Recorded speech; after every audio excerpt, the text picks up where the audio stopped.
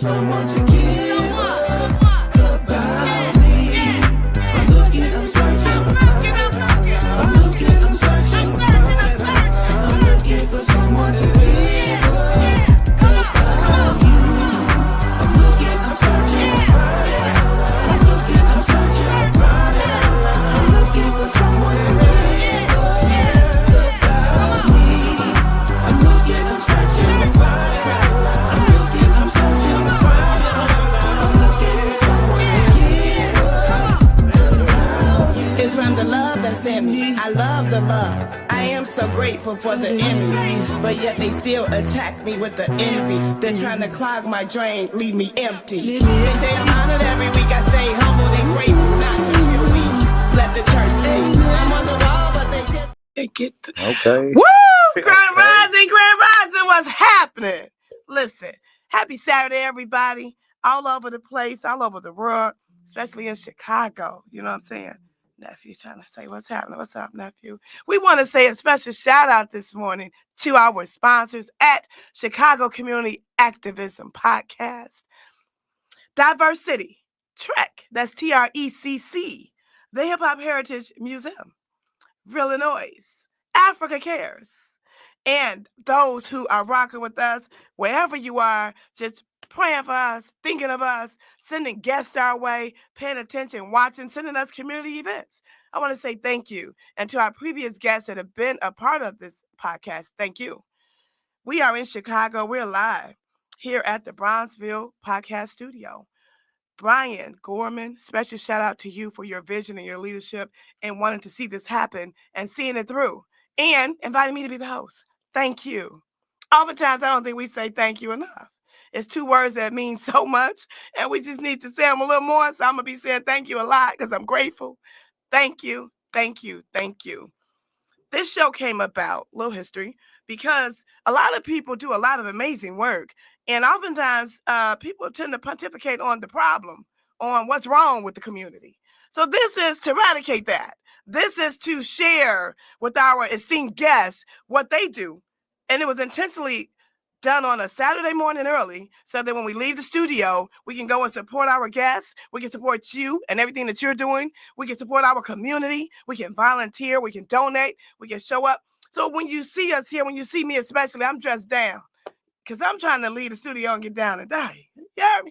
So it's all about us. It's all about our community, and unity is in community. I want to do a special tribute for this show, as I always do, to my parents, because I am not just here because of me. You understand? And I'm grateful. I want to say thank you, give honor to the Most High God for blessing us on this day. We could be anywhere.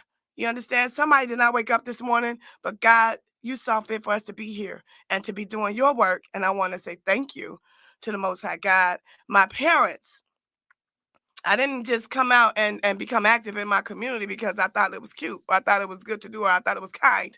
You know, my parents have put in a lot of work. My father, the late, great Reverend Dr. Kwame John Porter, recent ancestor, he did a lot for a lot of people. He started the first Will Feed food program in the city of Chicago in the 1960s in Inglewood. My father was a pastor of Christ United Methodist Church in Inglewood on 64th and Sangamon. My father brought Malcolm X to Chicago, to his church. My father brought Maulana Karanga, the founder of Kwanzaa, to his church. People thought we was crazy. We were celebrating Kwanzaa. They didn't know what it was. You know, my father was the first SCLC chapter president for Dr. King. We just celebrate a real king. His birthday, January the 15th, we observed the king. We've had a lot of presidents. There's only been one king. My father was the first Southern Christian Leadership Conference president for Chicago for Dr. King. My mother, she's 90 years old. Shout out to my mother. If you're watching, I love you, Queen. Thank you for your sacrifices. I'm the youngest of 6. All of my siblings do something for the community. That's because of my parents. My mother is still very active. She has been a president of the Alfreda Wells Duster Club. Right now, she is a board member. This is an organization, the oldest civic organization of its kind in the country. This organization preserves the life and legacy of Ida B. Wells. You don't have Ida B. Wells without having Alfreda Wells Duster, her mother. Just like we have the Emmett Till players and Emmett Till Foundation, but we also have Mamie Till Mobley Foundation. The foundations are named for the mothers because they birth those that do the work or that have had the atrocities that happen to them. And so that's why the names are significant with the mothers of these movements and of this work. I'm so excited. Some good news happening in Chicago. Listen, Victor Love is having a birthday today. It's all about boots, family. Wear your flyers boots. You will win a contest. It is at his mother's restaurant, Miss Josephine's, in the heart of Southside on 79th and King Drive. Lotus Board has a very special meeting today. I am proud to be a part of Lotus Board. Shout out to Aaron Ireland. That's my brother. We doing amazing work. Camp Flight kicks off again this summer. Helping our children understand they can fly high. And we mentor them in different fields to get them to where they need to be. So much good is happening today. Excuse me. Dr. Obari Cartman and others will be at the Harold Washington Cultural Center today between, I believe, 12 noon and 6 p.m. This is all around mental health. You know, you may think you see somebody and they have an earpiece, or they may not have an earpiece. You think they talking on the phone. They talking to themselves. Our mental health is challenged right now. So we need mental health events, organizations, therapists, people that can speak to what is happening with us mentally. And if you would like to go, it is absolutely free. It is today at the Harold Washington Cultural Center, right on 47th and King Drive. Shout out to Jim Lee Tillman, who runs that facility. Without further ado, enough of these announcements and everything. You know what I'm saying? Our sponsors have to pay the bills, but I want to make sure you all are really clear about who is in the studio. When I think of community, I think of unity. And when I see this brother, if he's not working with his family, I don't know when he has the time for himself. He is always with his brother. He is with his nephew. He's with his sister. I can't wait to find out what he do for himself, because every time I see my brother, he is working in the community. Want you all welcome, and we're going to get into his name. Brother Emeka Okafor. Listen, because he just told me some things about his name I didn't even know. Welcome to Chicago Community Activist Podcast, and thank you for being here, brother. Man, we could do a show on what you just said. I mean, for real. First of all, thank you. Thank your parents for having you. You know, like I said, I think that I always tell you this. I don't know when you rest. I always see you. You're an inspiration to me, and I'm sure to so many others, young Black women all over. So again, give you your flowers while you're here. Really do appreciate you, not just words, but just really thank you. Thank your parents for that movement itself. Thank you. I appreciate that. I really want to say the thank you to everybody first. And you know, you mentioned Dr. Obari. I saw that one. Man, that's a tough brother right there. He was saying some good stuff. Man, the N-word. Yeah. Oh, that was deep. That was deep. I mean, the way he broke it down and then understanding the English language and what we've been taught. That's right. So I mean, I just took parts in that, and you know, and I really want to grow. You know, I think that's why I'm here. And then I think you said family. And you know, my full name is Emeka. You know, can you spell that? CHUKWUEMEKA, and the middle name is Olisa Odemanam Okafor. So I have 31 letters in my full name. And this is Nigerian. Yeah, it's Igbo. You know, my dad always used to say Biafra. You know, that's our people. But it's you know, growing up here in Chicago was tough. You know, people made fun of that name. Oh yeah. You know, African booty scratcher. I got called that too. Yeah. You know, so you didn't feel it or appreciate being Nigerian growing up. You know, you wanted to fit in. And you know, for me, it was like fitting in. Like, call me Chuck. You know, so some people still to this day call me Chuck. You know, and you could tell the difference between people that know me. If you met me within the last 10 years, you know me as Emeka. If you know me for probably 20 years or more, hey, what up, Chuck? You know, because you embraced the name recent years. And so now it's like, this is my name. Yeah, you know but you know, my name means God has done great things. God has done great things. You know, and again, I couldn't be sitting here today without my father, without my mother. You know, and everybody knew my dad affectionately as Chief, as you were mentioning, and my dad was just a strong lion. You know, he was just the story he told me about being in Nigeria as a kid to get here and raise his family here. And he ended up moving to America because he saw fashion in a movie. You know, he said he saw that hat. He told me, I saw the hats, nice little Humphrey Bogart hats, you know, and he said I had to get to America for the fashion. Wow. So I'm like, because of the fashion, I'm here in America, you know. Now that's really interesting, because when I see you and your brother, y'all be cold. Well, you know what I'm saying? These galas and everything. So that makes sense. Dad. That makes sense. Dad. Now, how did you find your way into this community space? It started with family, again, and one of the things I usually do is I usually just be humble, and I'm humble that you have me here. And I feel like I have to apologize for not doing more, and some people be like, man, you be out here doing this and this. But, for me, it's always been family first, and like I said, you saw me with my dad and you see me with my family, my nieces, my nephews. Oh, yeah. And I do put family first. And sometimes when you're doing that, it's a lot, because I'm the one person in my family out of 6 children like yourself, 3 girls, 3 boys. I'm the one in my family without children. And my older sister, rest in peace, Ngozi, she would always say, "No, you got kids. You got all these are your kids." That's right. That's right. So that. So that was always my first action of family, making sure my family is tight, making sure we're all together, making sure we're moving together as one. But then I see people like you, honestly, and I'm like, you still do family, you do your children, you still get time to be in a community, and I just say, you know what, I have to do more. I want to do more. And so it's one of the things that Dr. Barbie said is you asked him, like, who are the people that he would want to work with? Absolutely. Wow, you really did check that out. Man, come on. You ain't another question. It was impressive. And he said, man, I don't really have anybody because anybody out here, I can reach them. So there's no excuses, and I take that now and I have no excuses. Anything I want to do, I can do. You have access.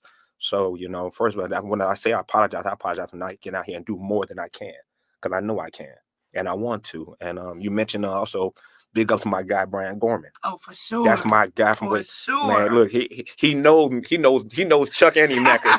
He know both of us. He saw both sides of me at Illinois State. Shout out to all my Illinois State cats. I love it. But he got a picture with some of the greats and they're marching. Man.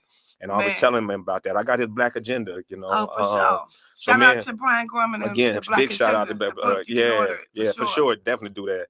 And it's real. Oh yeah. So he's always been one of those people I look at and respect, and he always give me the most and honor. That's Brian's my guy. Solid guy. So that's my guy. A1. So it made me want to do more. Seeing people like him, yourself.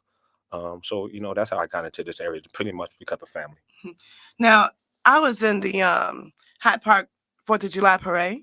And at the end of the parade, we came to convene. And I was like, man, this line is so long. What's happening? They giving out cheese. What is going on? And it was you and your family. Yeah. Talk about that. Because, you all were the highlight of the after parade. Well, we have a Me and My Bears mobile business. So that's me and my sister, who's a former principal, Dr. Chineri Okafor. So she and her daughter's vision, DJ EJ, who's really big DJ. I love it. Yes. Doing great things for people in Nigeria, helping schools, build schools, and so forth. And she's an athlete, cheerleader. Y'all so cool. She takes she's taking after her mother, doing 8 things because my sister, she would do 10 things at once. Always. I'm talking about from a kid. She had the Porch Candy Store. She worked 3 jobs, and when she was in college, she's always been going at it. Again, she's somebody that humbles me because she's a wife. Yes, she's a mother, educator, business owner, and she, like you. I'm like, when should you rest? And she just, again, when she wants to, like, hey, I want to do this. What you need from me? You know what I'm saying? I love her vision, and sometimes she has a vision, and she just needs people to help enforce it. I remember I had met her before and didn't know who she was, but her energy jumped off of her. I was like, this is the code. Before we even had real words, it was like a telepathic conversation we was having. Then I seen her, with the Bears. I said, we met. We were at Black Star Project. She was like, I know you, Sista Afrika. I'm like, I know you too. God just cold. God has totally put his hand on her. And again, I mean, it's literally like her and my other sister Ngozi and really my family, but they saved my life. You know what I'm saying? They saved my life. And because the streets of Chicago would grab you. Yeah. And they had a hold of me. I was out here. I was out here. Believe me, a lot of people know me. I was over east off 87th Street. I was in Hyde Park. I was in Hyde Park. Me and my guy LB. A lot of people know LB used to be in a wheelchair. We're still in a wheelchair. I love Lewis. I pushed him around every day. That was you. I pushed him around, and we were homeless. I pushed Lewis around. I was literally homeless. But I pushed that man. Me and Lewis, we was in the streets, Hyde Park. Yeah, we was there. Yeah. So I've always been in that area, so I know. I pushed him around. We hung out. We was up at Kenwood every day. man. That's how I met there early. Dave, Jeff, and all these guys. Oh yeah, Ab and everybody. Everybody, Ab was around everybody, So I've always been around, and it just, when you go through these streets of Chicago. Oh yeah. Again, back to family. My sister pulled me back in. Like, they saw my intelligence, what I can bring, and they helped me guide me through. Thank God for family, man. And they guided me through a lot. Because again, I started off with I stopped school. I went to about 8 different high schools, getting in fights, different stuff, African boots, I fought. You say something about me, we fighting. It's on, right? And after being at so many high schools, I ended up getting a adult high school diploma, actually in North Carolina, because I had to get up out of Chicago after getting into so many stuff, different situations. And then from a adult high school diploma, which is equivalent to a GED, they like, well, you can go ahead and get some college courses, and did that with my older sister. So I ended up with my associates. Okay. And then ended up, but I did the work, and then ended up with a bachelor's degree. Come on. And then ended up with my master's degree, my bachelor's in sociology, master's in criminal justice. Let's go. Criminal justice is my passion. That's that one area that, I saw when you all went into the juvenile detention center. Oh, yeah. And next time you go, please call me. Oh, I would love for you to come with us. Thank you. I saw you with the brother Fred. Oh yeah. Man, Oh, yeah. Big shout out to Fred Hampton, sure, so the chairman, the Hampton House. Let me ask you something, and thank you for saying that. Now, you had a different life, as you said, before, and it's like this show is all about community, and you majored in criminal justice. What do you say to a young person that's watching or that needs guidance? What can you say to them to help them in their situation, whatever this may be? Toxic home, not having resources, not having family support. What can you say to them? Don't wait for anybody. No one's coming to knock on your door to make your life better. You have to do it on your own. Okay. You can get some resources as far as reaching out to others that are, you see that are doing well, because I think everybody needs a mentor. Absolutely. But again, nobody is going to say, you got to better yourself. You got to do this. You have to get up and you have to do it. You have to find it within yourself to say, you know what? Nobody's going to change my situation. Nobody can improve my life better than me. And so you have to get up. And if you don't know how to do it, that you find it's a circle. You see somebody that's doing well and you approach them. And I think that's the best way. And again, when we speak on community, like you said, there's no community without unity. That's right. And I think that's where we start to lack at, because I don't think that we have the unity. And I don't think it's by accident that we need to support somebody that's going to do that. But that's the first part of it, is having unity, having a collective mind, having a collective purpose. And community used to be, if a porch or something went down in the neighborhood, those neighborhood people would come in together. And fix that's it. Right. That's right. And now it doesn't happen. Everybody wants to chase the finances and the economics and so forth. That's right.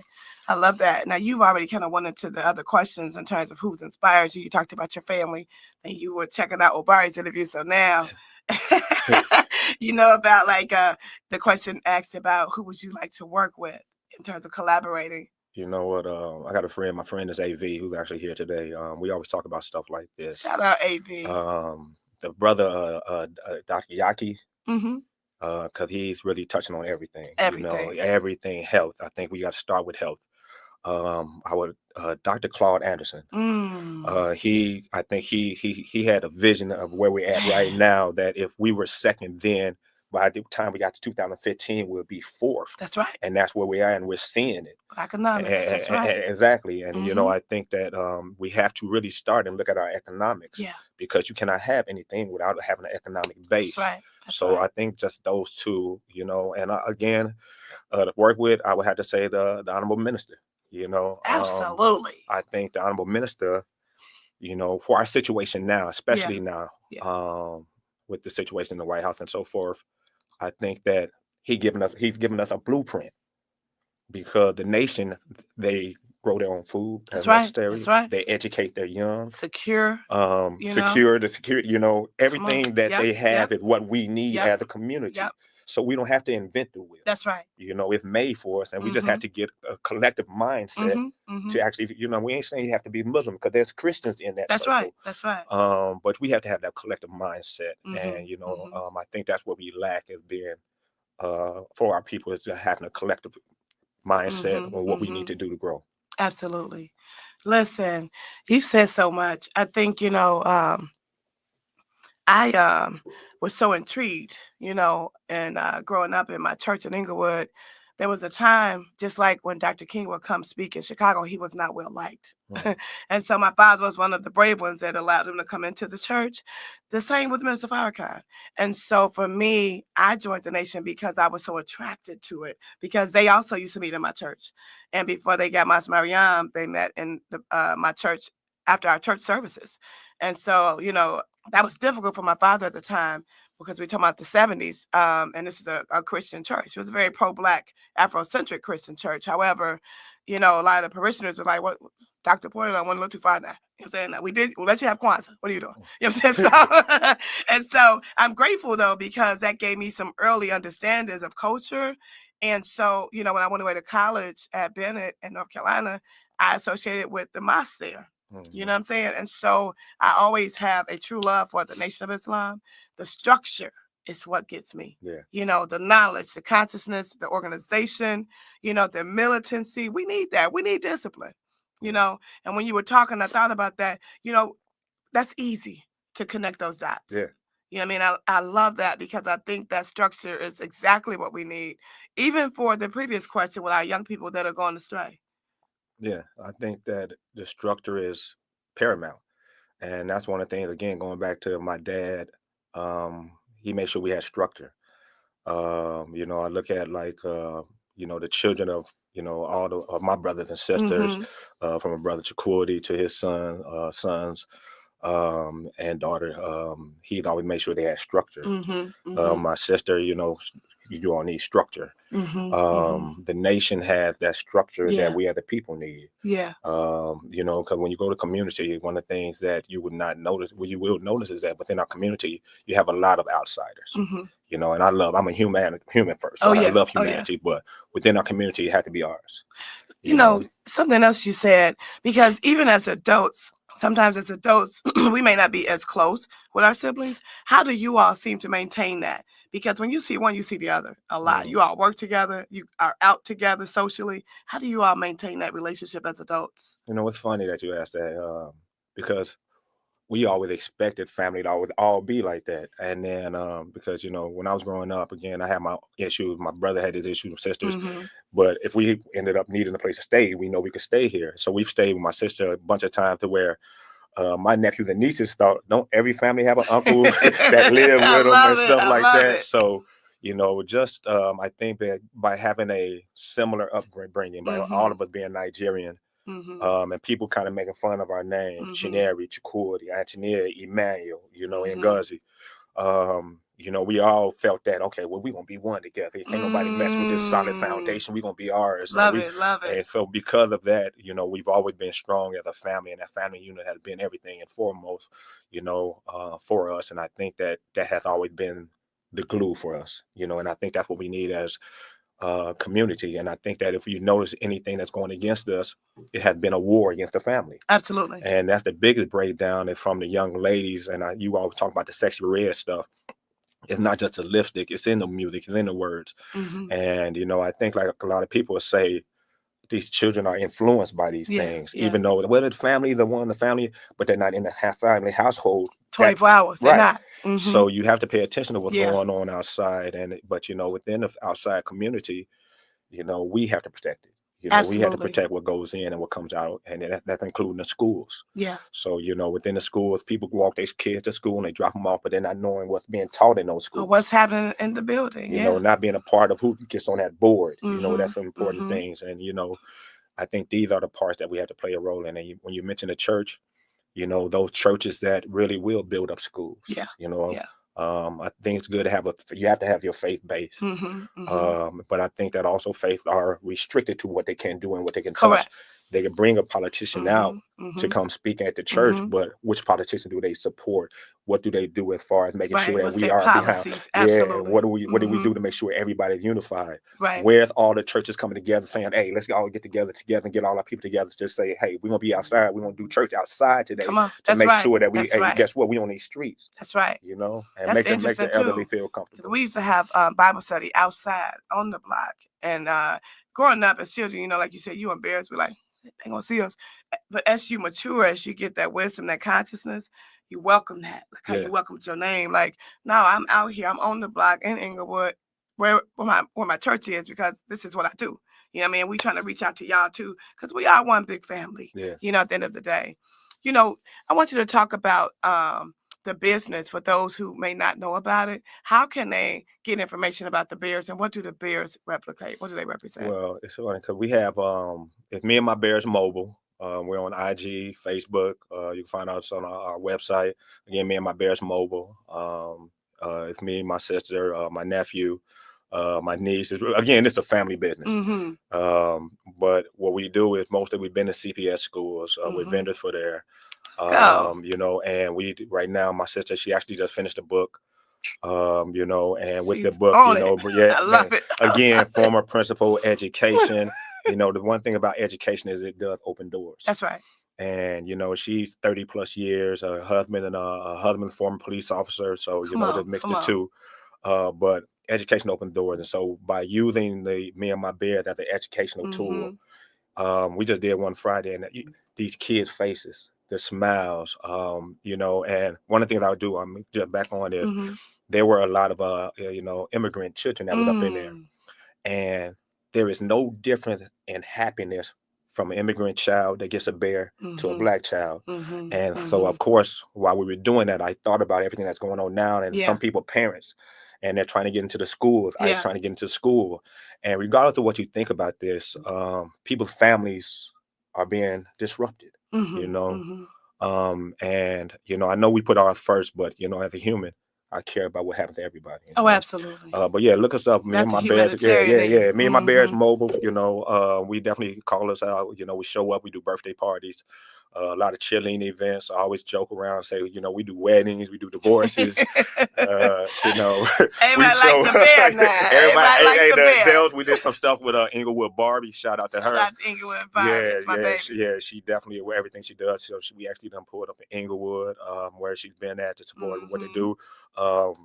Shout out to Chance. Oh yeah. You know, Chance was with us there the other day. Yeah, we did some stuff at the museum. All of them. I would love all of them. You know. So again, we're out in the community. We've been doing a lot of different things within the community with the Bears, and I think it's just another way to bring a smile to a child and just offer, you know, a different educational format for them instead of just learn, but have some fun and learn. What do you want to say in closing as it pertains to just Chicago, the culture?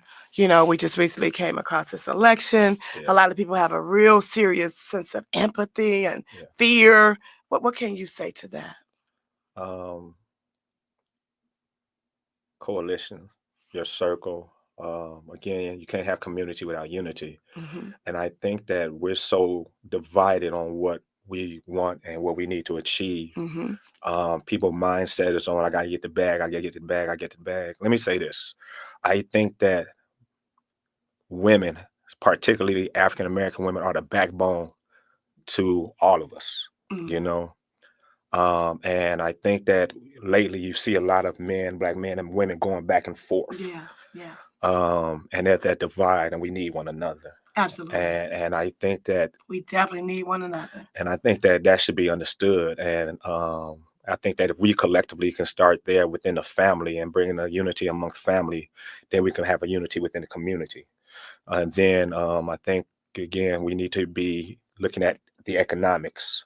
Gotcha. And then from the economics within the community, you can start looking at the political structure and pushing people that you want, because now you have the money to buy the politicians that you want to buy. That's right. And then from there, you know, you can focus on the other stuff. But I think right now, your health is your wealth. So, you know, you have to watch what you eat right now. You have to take care of your health right now. And I just think that we have to really focus on unity, community, and the village, and really believing in, you know, having that focus of God first and foremost. He has said it. Listen, you got all his names. Today we rocking out with Emeka, Okafor, Chuck, Big Chuck, Crazy, Eastside Crazy. Eastside Crazy. we Eastside Crazy. We want to say thank you to our sponsors, Diverse City, Trek, that's TRECC, the Hip Hop Heritage Museum, Brilliant Noise, Africa Cares, and of course, the Chicago Hip Hop Community Activism podcast, and another event that is coming up February the 15th. It is the After Hours event. It is at the Blue Island Beer Company at 13357 Old Western Avenue. You're watching us here live, Chicago Community Activism Podcast with Sista Afrika and my brother here. I hope we learned something new. Shout out to everybody that's been a part tuning in. Thank you. Y'all look at everybody talking about good stuff, Chuck. Pharaoh Clothing. I love it. Yes, Soul Children of Chicago. Yes, Everybody showing the love. Yeah, Soul I Children love of Chicago. We always mention it. Got to give a shout out to them. Yes, sir. Look at that. Thank y'all so much for rocking with us. We appreciate you. Tap in with us. We'd love to have you as a guest. Peace. All right, a moment. We are who we've been waiting for. We are, we got. We are our own solution. I'm looking, I'm searching. I'm looking. I'm looking, I'm searching. I'm looking for someone to give about me. I'm looking, I'm searching. I'm looking, I'm searching. I'm looking for someone to give about you. I'm looking, I'm searching. I'm looking, I'm searching. I'm looking for someone to give about me. I'm looking, I'm searching. I'm looking, I'm searching. I'm looking for someone to give about you. It's from the love that's in me. I love the love. I am so grateful for the enemy, but yet they still attack me with the envy. They're trying to clog my drain, leave me empty. They say I'm honored every week. I say humbled and grateful, not to feel weak. Let the church speak. I'm on the